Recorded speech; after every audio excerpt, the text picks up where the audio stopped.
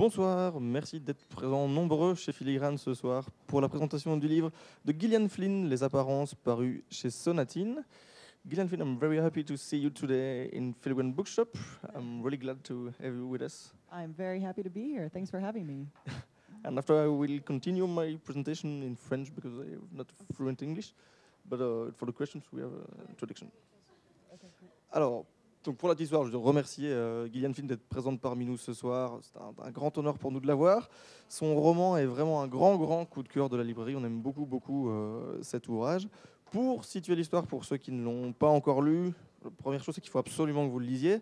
La deuxième, on va situer. Donc, Nick et Amy Dune forment un couple marié, habitant dans le Missouri, et en proie à quelques difficultés conjugales. Et tout va basculer le jour de leur 5e anniversaire de mariage, quand, en rentrant chez lui, Nick trouve son salon dévasté et découvre surtout qu'Amy a disparu. Alors, dès lors, la grande question, le fil rouge du livre, c'est qu'est-ce qui est arrivé à Amy ? A-t-elle été enlevée, tuée, et puis surtout, qui a fait le coup ? Donc, comme dans tout polar qui se respecte, les énigmes n'arrêtent pas d'intervenir. Alors maintenant, pour les questions, votre roman semble être un roman binaire, toujours en 2 temps, et cela sous plusieurs aspects. Oui, je vais juste vous demander, avant de commencer, de faire vraiment un maximum de calme pour que ce soit plus facile pour la traduction. Et de couper les sonneries de vos GSM si c'est possible aussi. Voilà, donc je recommence. Donc votre roman semble être un roman binaire, toujours en 2 temps, et cela sous plusieurs aspects. D'abord dans votre construction narrative, qui alterne un chapitre où l'on donne la parole à Nick et un autre où on donne la parole à Amy via son journal intime. Et c'est aussi binaire car les chapitres sont centrés sur l'idée de présence et puis d'absence. Donc quelqu'un parle, que ce soit Amy ou Nick, mais personne ne peut lui répondre. Alors est-ce que ce mode d'écriture était-il voulu ? I knew that when I was starting the book that I wanted it to be most of all a story about marriage.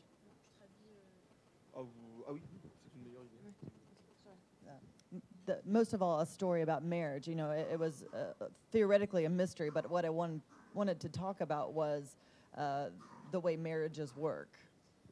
Donc dans toutes les histoires de mariage, il y a toujours une part de mystère, mais ce qu'elle voulait faire, c'était explorer la façon dont ça pouvait marcher, dont ces histoires de mariage fonctionnent, enfin comment le mariage fonctionne en fait. And so I liked the idea that whenever we tell our life story or our love story, that we are storytellers, even if we're not writing it down. We're choosing to tell a very specific point of view.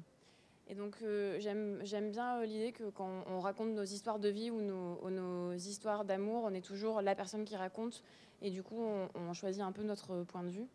And so I wanted to tell this story back and forth, partly from the wife's point of view. She's missing, but it's told through her diary from the early days of their marriage, their early love story, and then partly from the husband's point of view after she's gone missing, and it's you can tell that the marriage has curdled and is no longer good. Et donc ce qui était intéressant là, c'est d'avoir le point de vue de la femme à travers son journal qui décrypte dès les premiers jours de leur union, de leur rencontre et tout leur mariage jusqu'au moment où elle disparaît, et le point de vue du mari qui est là pendant sa disparition et qui du coup révèle aussi d'autres facettes de leur mariage.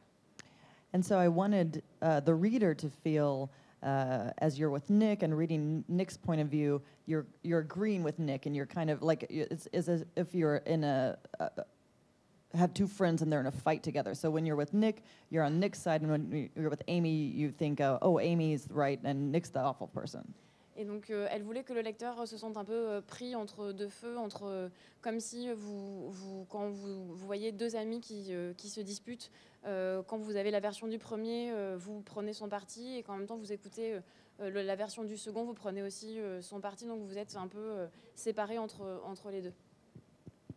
Merci. On sent que dans votre livre, la communication est un thème majeur, et plus particulièrement la relation aux médias, le storytelling, donc c'est-à-dire cette capacité à raconter des histoires, à tronquer la réalité, à l'arranger un peu mieux pour qu'elle passe mieux en fait aux yeux du public.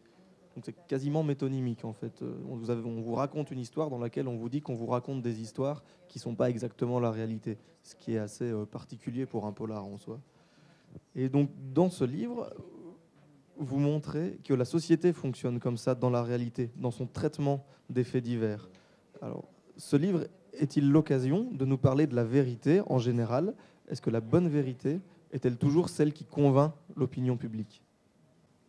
Yeah, exactly. I wanted the book to be sort of also about storytelling and about how we package ourselves for the world, how we package ourselves for each other. Je voulais que le livre donne cette image de la façon dont on se met en scène nous-mêmes pour le monde et pour les gens qui vont nous regarder, auxquels on va être confrontés. And so, you know, when we are first dating someone and getting to know someone, we're giving them the very best version of ourselves. And it's not an entirely true version, because if we showed our true selves, they would probably go running. De la même façon, quand on a un premier rendez-vous amoureux avec une personne, ce moment où on montre le meilleur de nous-mêmes, et donc on se met en scène en montrant le meilleur de nous-mêmes, c'est pas entièrement faux, mais c'est vraiment simplement une version améliorée de ce qu'on peut être sans non plus mentir. And so the book is all about how we tell those stories, how we tell our stories, how the media tells Nick and Amy's story. Once Amy goes missing, all the news networks descend upon the story because they look picture perfect. It's a perfect media news story. Et donc ce livre, c'est aussi sur comment est-ce qu'on se met en scène et comment on raconte nos histoires, comment les médias s'emparent d'un fait divers et en donnent une version, notamment là, en particulier sur ce couple qui est vraiment le couple parfait. Ils sont tous les deux beaux, donc c'est vraiment la parfaite petite photo, et comment eux vont s'emparer de cette histoire et en donner leur propre vision. And Nick, who is a writer and who is used to being in charge of his own story and other people's stories, finds himself in the reverse position, and all of a sudden the media is casting him as the villain and is casting him in a story that he doesn't want to be part of. Et Nick, par exemple, se retrouve de l'autre côté un peu du miroir, parce qu'il lui-même est écrivain, donc il a l'habitude de donner sa version des faits sur des personnages ou d'autres gens, et il se retrouve lui de l'autre côté avec ces gens qui donnent leur avis sur sa personnalité, sur sa vie et sur la situation qu'il est en train de vivre. Alors, le ton de l'ouvrage est particulier. C'est pas un polar lugubre, froid, très distancié. On est plutôt dans le registre du suspense, de l'humour, voire même carrément du cynisme à certains moments. Alors, est-ce que c'est une ligne de conduite que vous vous êtes donnée pour le roman? Exactly. I wanted it to feel fairly passionate and in the moment, and very much, it's a story about passion. It's a story about passion gone wrong. It's a story about passion lost. And I didn't want it to feel like just any other police story. It's not driven by that. It's driven by really the psychology of these two people. And so I wanted the reader to really feel like they are inside Nick and Amy's head and know them. C'est un roman sur la passion. C'est un roman sur la passion qui a vécu, la passion qui est encore en cours, et comment tout ça s'empare de vos vies. Et je voulais qu'on soit vraiment dans la tête de Amy et Nick, et je voulais pas que ça ressemble à une fiction policière classique. Je voulais que vraiment le leitmotiv derrière soit ce côté passionné qui tourne au drame. Alors, on a donc parlé humour, suspense, mais ça vous empêche pas d'avoir une écriture à certains moments assez dure, en fait, assez crue. Le vocabulaire, notamment utilisé par Amy à certains moments, est assez imagé, c'est le moins qu'on puisse dire. Alors, est-ce que c'est une volonté de provoquer, d'être un peu en dehors d'un vocabulaire propre, ce qui est parfois considéré comme une caractéristique du polar, d'avoir un vocabulaire un petit peu plus hard? Yeah, I mean, I kind of write the books that I would like to read, and for me, I like a very rich story. I like a story where I really feel like I know the people. So I do like to use make the language sound very real and make the dialogue sound very real. J'écris des livres que j'aimerais pouvoir lire, en fait, et c'est vrai que du coup j'essaie de rendre mes personnages réalistes dans leur dialogue et dans la façon dont ils s'expriment, de façon à ce que j'ai l'impression de pouvoir les connaître et de pouvoir si je pouvais les rencontrer dans la vraie vie. And for me as a writer, that's a much more fun way to write. I don't like to feel too removed, like too far. I want to feel close in. Yeah. Et pour moi, en tant qu'écrivain, c'est aussi une façon de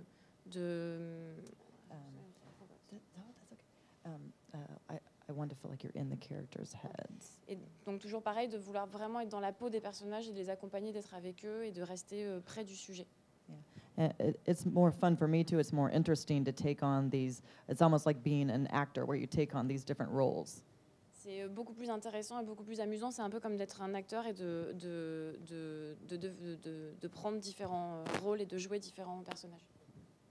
Alors moi, personnellement, quand je l'ai lu, il y a un truc qui me fascine.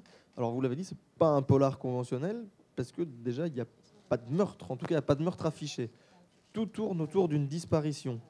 Alors moi, je me suis demandé, est-ce que pour un écrivain, est-ce que c'est difficile d'écrire un thriller où il n'y a pas de meurtre en fait? Est-ce qu'il y a des contraintes quand on a ça?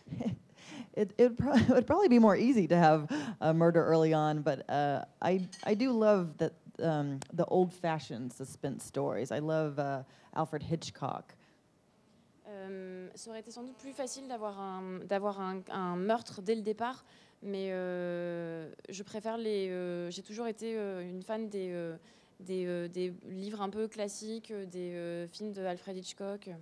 And for me, personally, what's always most frightening is waiting for the bad thing to happen, knowing that the bad thing is coming and not quite being able to do anything about it. Et pour moi, c'est toujours un peu effrayant en tant que lectrice quand je dois juste attendre la mauvaise chose qui va arriver dans le livre et juste devoir attendre ça et d'être prise au piège juste de cette attente. Yeah, and so that's why I don't write about serial killers or outside violence. To me, what is the most frightening is that violence within the house. C'est pour ça que j'écris pas des livres avec des serial killers ou sur la violence en dehors, enfin la violence peut-être sociale, etc. Parce que ce que je préfère finalement, c'est la violence qui est au sein du foyer, qui est un peu domestique en fait. Enfin, c'est pas ce qu'elle préfère, mais en tout cas, c'est ce qui l'intéresse le plus. Just the idea that in your own home where you're supposed to be safest and with the person that you love who is supposed to keep you safe, you may not be safe. Cette idée qu'au sein de votre propre foyer dans lequel vous êtes censé être en sécurité, la personne qui vous aime et qui est avec vous peut peut-être soudainement vous mettre en danger et créer une zone de danger dans ce périmètre a priori sûr. Alors, au niveau de votre narration, vous m'avez fait parfois penser à Agatha Christie. C'est bien si vous aimez bien les trucs old-fashioned. Parce que dans le sens où vous jouez avec votre lecteur, le lecteur est mené par le bout du nez. Elle vous emmène là où elle a envie d'aller. Et alors surtout, ce qui est pire, c'est qu'elle lui cache des choses. Et ça, c'est quelque chose de très très particulier. Pour ceux qui connaissent un peu Agatha Christie, elle fait la même chose. Pour ceux qui connaissent le meurtre de Roger Ackroyd, je ne peux pas vous expliquer pourquoi elle joue avec son lecteur, mais où parfois vous avez aussi un tueur qui est... c'est le tueur parce qu'il a des problèmes d'argent. Sauf que dans le livre, il n'est jamais marqué nulle part qu'il y a des problèmes d'argent. Donc c'est très compliqué de trouver son mobile et de trouver le tueur. Et donc là, c'est un peu pareil. Parfois, il y a un peu ce jeu avec le lecteur de l'emmener où on veut aller. Alors moi, je me suis demandé si fondamentalement, est-ce que Gillian Flynn était vraiment honnête avec son lecteur ou pas? I love unreliable narrators. Does that translate? I love a narrator who you can't trust. I like that idea that the idea of starting to read someone and when it's in first person, you're supposed to have a sense of trust. And when you realize that they may be lying to you, it's got this wonderful, uneasy feel to it that I love. J'aime beaucoup les narrateurs auxquels on ne peut pas faire confiance, qui ne sont pas fiables. Le fait que ce soit écrit à la première personne et que du coup vous accompagnez le personnage et le moment où vous sentez qu'en fait peut-être qu'il vous manipule ou qu'il joue avec vous. And both my narrators are fairly honest in the fact that they are dishonest to you. Et mes deux personnages sont honnêtes dans le fait qu'ils sont malhonnêtes avec vous dans dans la version de la vérité qu'il présente. They tell you fairly quickly that they are liars and not to be trusted. So I think that they tell just enough. Et ils vous disent assez vite finalement qu'ils sont des menteurs et qu'on ne peut pas leur faire confiance. Donc finalement, c'est l'essentiel du roman, enfin, de l'intrigue. Alors, en aparté, pour vous prouver que j'ai raison, que je ne suis pas le seul à ressentir ça, si vous prenez le bouquin, vous avez forcément toujours des citations à la fin. Et il y en a une qui m'a beaucoup frappé, parce que ça dit un peu la même chose. Donc Arthur Phillips dit « Je viens de passer une semaine où je me suis senti tour à tour manipulé, trahi, provoqué, trompé et confondu. Sans compter que toutes mes certitudes se sont révélées fausses. Cela pourrait sembler suffisant. Eh bien non. Figurez-vous que je pense sérieusement à le relire sans perdre une minute. » Donc croyez-moi bien que ça, pour avoir des narrateurs qui ne sont pas fiables, vous allez avoir des narrateurs qui ne sont pas fiables. Voilà.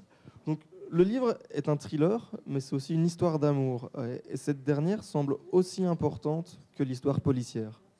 Alors, vouloir parler des relations humaines, plus que d'enquête policière, c'était un objectif dans le roman ?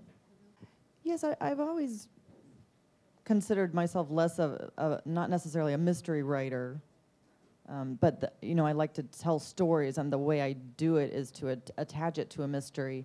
And I think that keeps a lot of readers interested in turning the pages, which is what an author wants. And then I can talk about all the other things, the bigger issues that I want to talk about.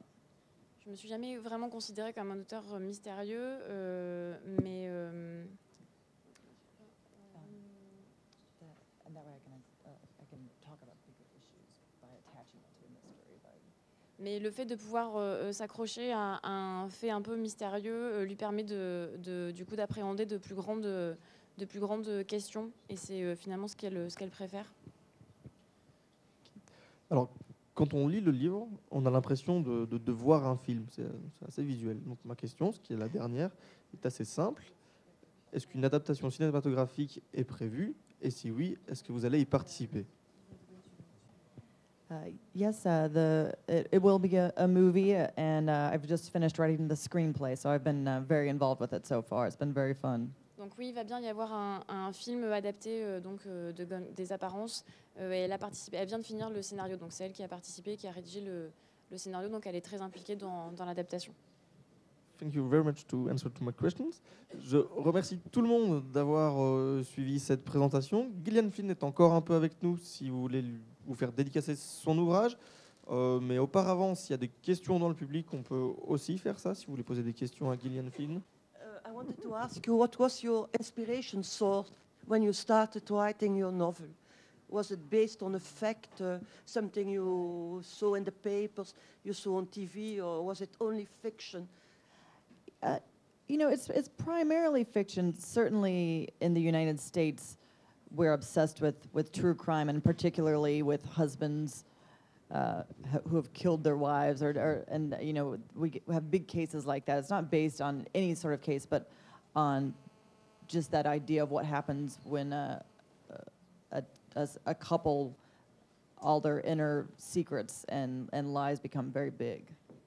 Donc la question parlait de est-ce qu'elle a été inspirée par un fait divers précis ou est-ce que le sujet du livre est uniquement fictionnel. Et donc Gillian dit qu'aux États-Unis, il y a beaucoup d'histoires sur ces maris qui tuent leurs femmes et inversement, enfin des histoires de couples qui se déchirent et qui finissent de façon dramatique.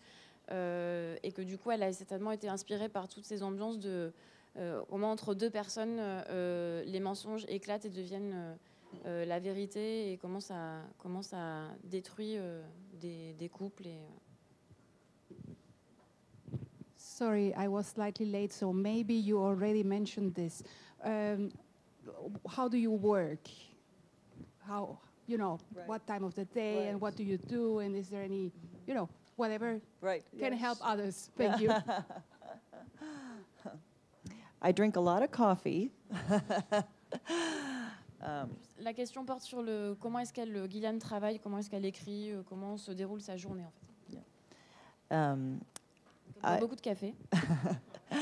I have a little office in the downstairs of our house, so I try to make it feel as much like a work day as possible. Donc, j'ai un bureau en sous-sol de la maison où je me rends de façon à rendre ce moment de la journée vraiment comme un lieu et un moment de travail. And I don't outline, I never know how the story is going to end when I begin. J'ai pas de plan, je sais jamais comment l'histoire va finir quand je la commence. Because for me, the fun is to come up with these characters and get to know them and see where they want to go a little bit. That's always where I know that I'm on track, is when my characters take me off track. Parce que pour moi, l'amusement et l'intérêt, c'est de découvrir mes personnages au fur et à mesure que je les fais vivre. Et le moment où je sais que ça prend, c'est le moment où ces personnages commencent à m'habiter, à vraiment à m'occuper un peu tout le temps. Occuper mes pensées un peu tout le temps.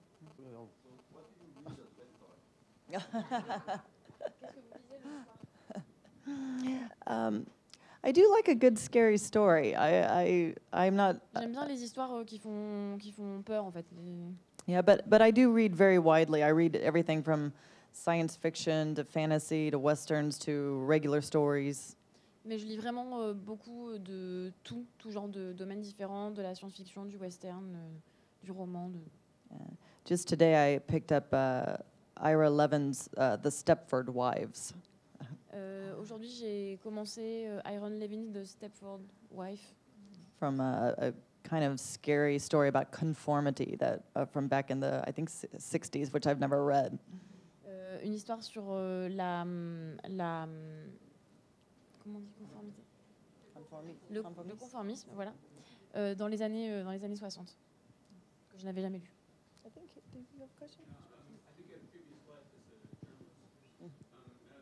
I think my former life as a journalist, if I hadn't been a journalist, I don't think I would have become a novelist. Je pense que si j'avais été si j'avais continué à être journaliste, je ne serais pas devenue écrivain. I think it teaches you that you have to write every day, whether or not you want to. Ça vous apprend. Donc, ce qu'elle dit, c'est que je pense que si j'avais pas été journaliste, j'aurais donc pas pu être écrivain, parce que le métier de journaliste vous apprend à écrire tous les jours, même si vous n'en avez pas envie. And it teaches you that the discipline of knowing when something's bad and erasing it. La discipline d'arriver à avoir du recul et de comprendre que quand quelque chose est mauvais, il faut juste l'enlever, le réécrire. And it gives you a good ear for dialogue. Une bonne oreille pour les dialogues.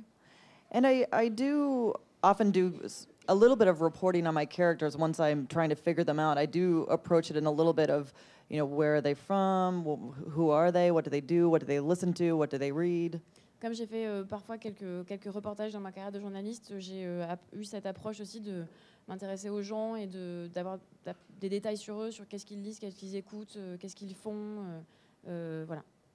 And even if I don't use those details, it ultimately helps me to make the story feel realistic. Même si je me sers pas forcément de tous ces détails, ça m'aide moi à faire en sorte que l'histoire soit la plus réelle possible.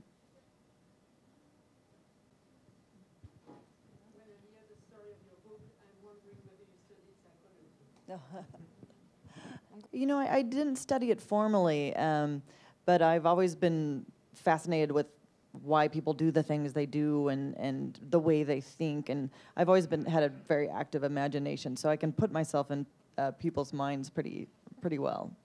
Je l'ai jamais étudié à l'université ou comme ça, mais j'ai toujours été très intéressée par la façon dont les gens agissent et réagissent, et j'ai pas vraiment de mal à me mettre dans leur cerveau et à essayer de comprendre les mécanismes de leur pensée. And I think the most important thing a writer can do is to have empathy for all her characters, even the really awful ones. So people ask me, I write a lot of very unlikable characters, but I like even the worst ones. Je pense que l'important pour un écrivain, c'est vraiment d'avoir de l'empathie pour ces personnages. Et j'en ai créé beaucoup qui sont vraiment très antipathiques, mais ce qui me concerne, c'est peut-être ceux que j'aime le plus et auxquels je suis le plus attachée. Alors je vais remercier tout le monde une dernière fois d'être venu ce soir. Gillian Flynn va dédicacer son ouvrage juste là, si vous voulez avoir ça. En tout cas, je vous conseille vraiment, vraiment, vraiment de lire ce bouquin. C'est un polar comme on n'en fait pas beaucoup, avec une fin pour le moins bizarre et dérangeante. Et donc je vous conseille vraiment, vraiment la lecture de cet ouvrage. Et je vous remercie une dernière fois et je vous souhaite une bonne soirée.